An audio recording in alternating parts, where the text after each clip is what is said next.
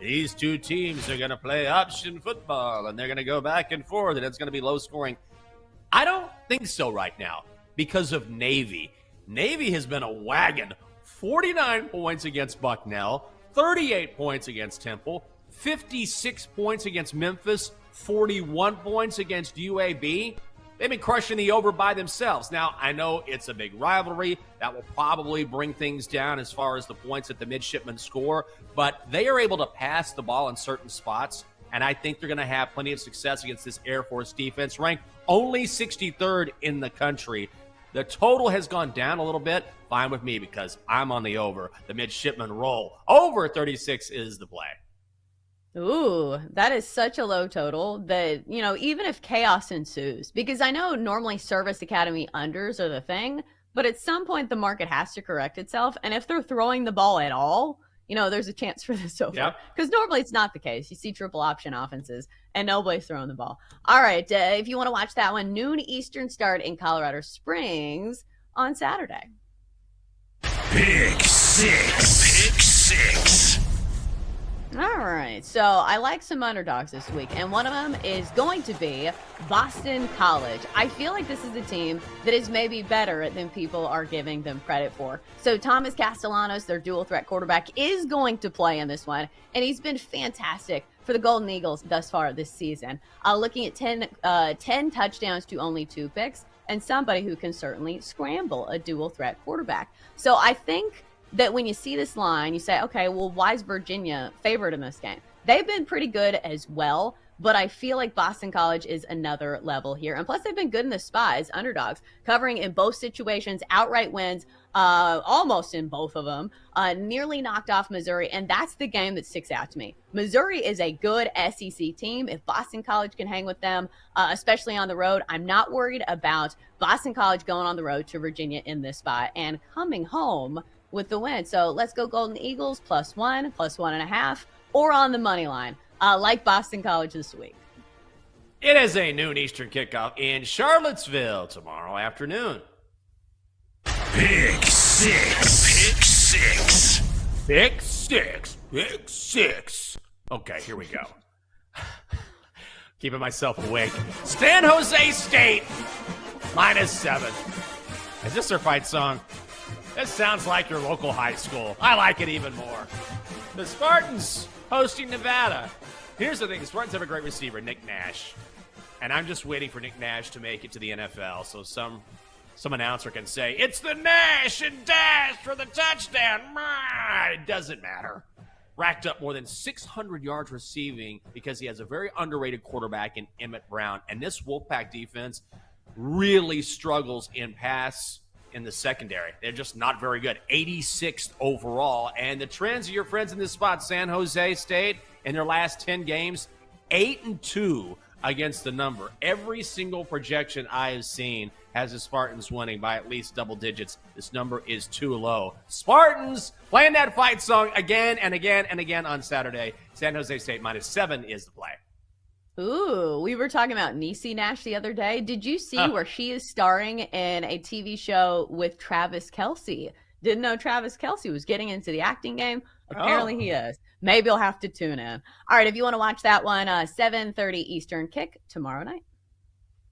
Pick six. All right, let's go to the SEC where it just means more. Still for me. Oh, somebody's yelling. I thought that was static. I was like, what a weird fight song. Anyways, I'm going to go with the points in South Carolina. You can still get 9.5 on the Gamecocks at home here. And I know it's tough to go against Ole Miss and that high-flying offense, but they ain't played nobody.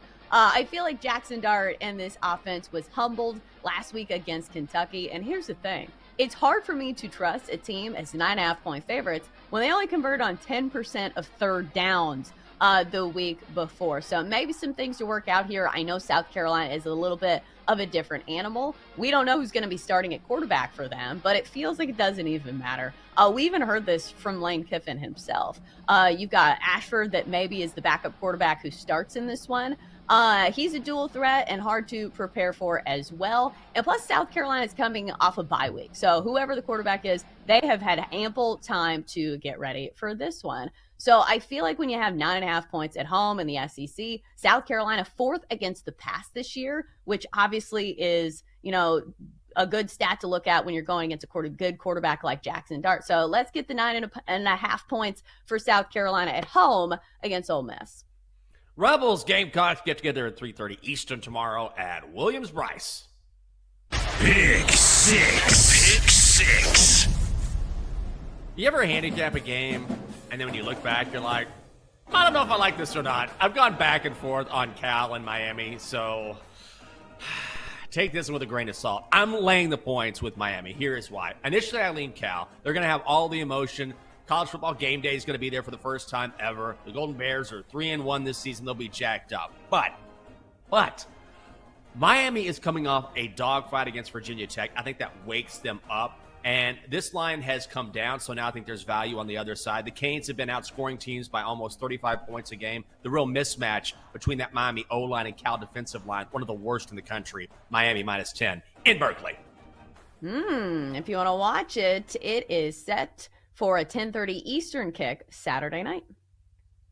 Pick six. All right, finally for me, how about we fade the biggest disappointment in college football? That's right, we're going to be fading Florida State here and taking Clemson laying at the 14. I feel like Florida State's season is basically in shambles, and Clemson has shown some signs of life on their offense. I saw it against my NC State Wolfpack, scored 59 against NC State, scored 40 against Stanford. So you need them to do that to cover a big number. And Florida State just gave up 42 to SMU. I know it's not exactly the same thing, but it feels like a program that's officially given up. The last time they covered was in the Orange Bowl, I believe, or it was last year. They have not covered at all this season. A huge disappointment, so let's lay the big number with Clemson here. Is there another game or two you like this weekend? Do any of those games involve Georgia and Bama after their tussle last week? Because you can look at maybe a bounce-back spot for Georgia or a letdown spot for the Tide. Yeah, I'm probably avoiding both of those because I want to get a read on how they react to last week. And because it was such a crazy game, is there a letdown effect or a bounce-back effect in Georgia's case? The one game that I do have an eye on as far as a side goes, and it's wild to me that we're going to have the ACC after dark. Miami is playing an ACC game in Berkeley, California at 10 p.m. Eastern tomorrow night. They're looking for their first 6-0 start in 7 years. I know they might have gotten it a little bit gift-wrapped based on that call last Friday night, but they're still here. They're still undefeated. They are 4-0-1 to the over, but they're going against a sneaky, decent defense in Cal. And I'm curious to see, this is a Cal team that upset Auburn on the road. Didn't look great against Florida State, though. I think that 10.5 that is out there, if it could slide back to 10, I'd feel a good bit better about it. But I like Miami to go on the road and handle business. And sort of, we'll be back to talking about Miami, I think, in pole position for the ACC after Saturday night. But that's a look that I really like. And then another total. Sorry, all totals over here this weekend. But speaking of